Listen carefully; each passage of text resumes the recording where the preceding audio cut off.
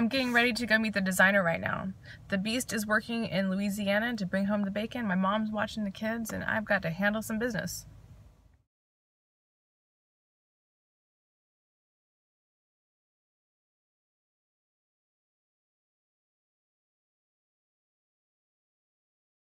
Yeah. Okay, so obviously we take out this wall, take out the wall, and we'll just, so you can see just the cabinetry. Right. The run of cabinets would go all the way to, close this off.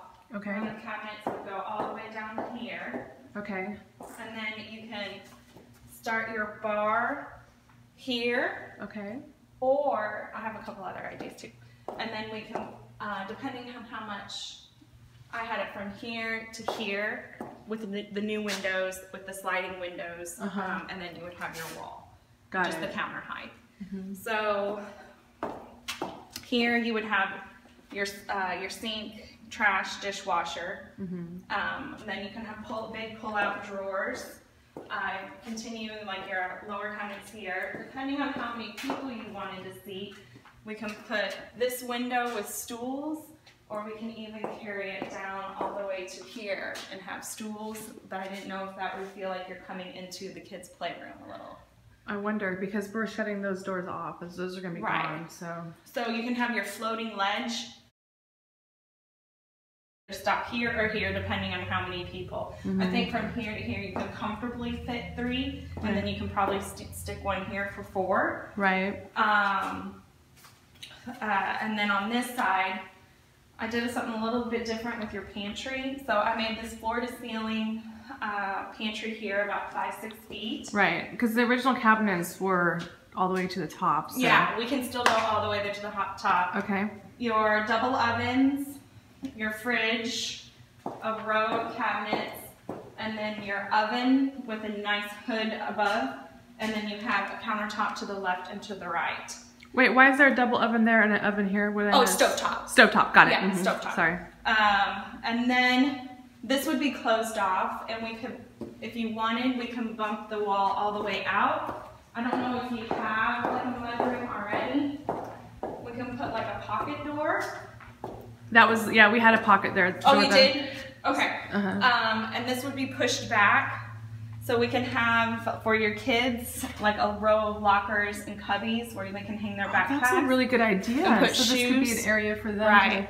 And then when this pushes back, we can still do a row of cabinets here for overflow of pantry or kitchen items that you don't use all the time, or more storage of sporting equipment down the road or anything like that. Right. So we can bump it. So this would be, it could bump out all the way over there if you wanted. Okay. So that's one plan, kind of going from there. So we'd have the cubby area, or off of there.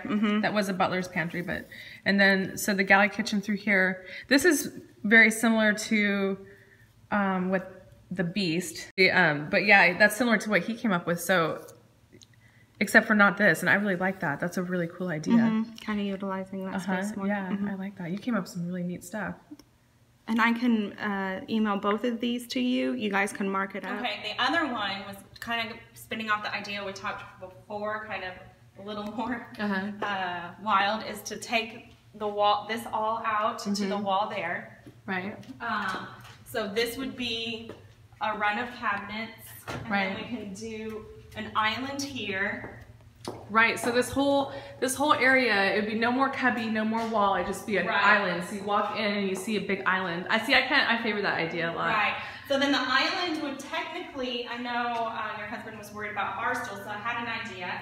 So this whole thing, just imagine this, the island. Right. And can come overhang a little bit here, if you don't want to do your walkway. Right. And what I had here was, since you had 2 kids, I put had this as the overhang and put the 2 bar stools here. Cool. And then this is not where you sit. This is all extra storage. So you have a 4-foot deep island. So then all your sink and trash and dishwasher is this 2 feet, and on the other 2 feet is all storage cabinets. And so then you would sit here. Then we would wrap the cabinetry. Start here, wrap it around, so your stove would be over here. Okay. So you can cook and watch the island, or you can do, and then your sink's on the island, and then it would wrap around, and then you would have your same thing again, your fridge, your double oven and your pantry here. And then we could keep the windows. Yeah. And then we can do a floating ledge as far as you want it down. You might not want to go all the way down because that's a lot of chairs. We can go floating ledge to here, and then all your bar stools would be here. That would be really cool. If the sink is over here and then the fridge is over here. Right, that was the only thing that's like out of the box on this one is you don't have your traditional triangle workspace, which is the fridge, the stove. It'd be cool and modern and open, but then... Right, then you have, you have the thing with your fridge and your double oven and everything being on the other side. Right. This is the original tile, I guess, that was under our wood floors. It's interesting the things that you get to see when you tear the house apart. And here is some original wallpaper. So this is a mid-century modern home. And I guess that was in style ones, I don't know. It's hard to believe how torn out. Everything's just torn up. This was elevated enough that it didn't get harmed. Every time I come back home, it makes me a little bit sad. You know, it's hard to see the house like this. I just try to keep thinking that it'll be exciting once we start the remodel, you know. And another thing I keep thinking is that I want the house, you know, we're spending the money now to make it look nice.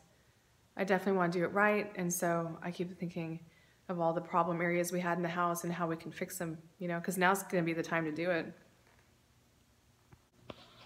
And then I have the little dusty relics here, you know. Here's my easel and a little train table. Some of the stuff that made it through. Being a mid-century home, we have the elevated dining room behind me. It's a common mid-century architectural feature, apparently. So this is what our kitchen looked like before the flood. It had a random kind of island sort of in the middle of it, but it's a long, narrow space, and so it was really not a very good workflow kind of space at all. I really feel like the designer came up with some creative ideas for dealing with that space. And I like what she came up with, and I think we're going to end up going with enclosing the butler's pantry and keeping it as a galley kitchen because I think it will work better. It'll be a better workable space. I'd love to hear your guys' opinion on what you think about the remodel too. Thanks for watching my video. Please subscribe to my channel so you can learn more about my perfect life.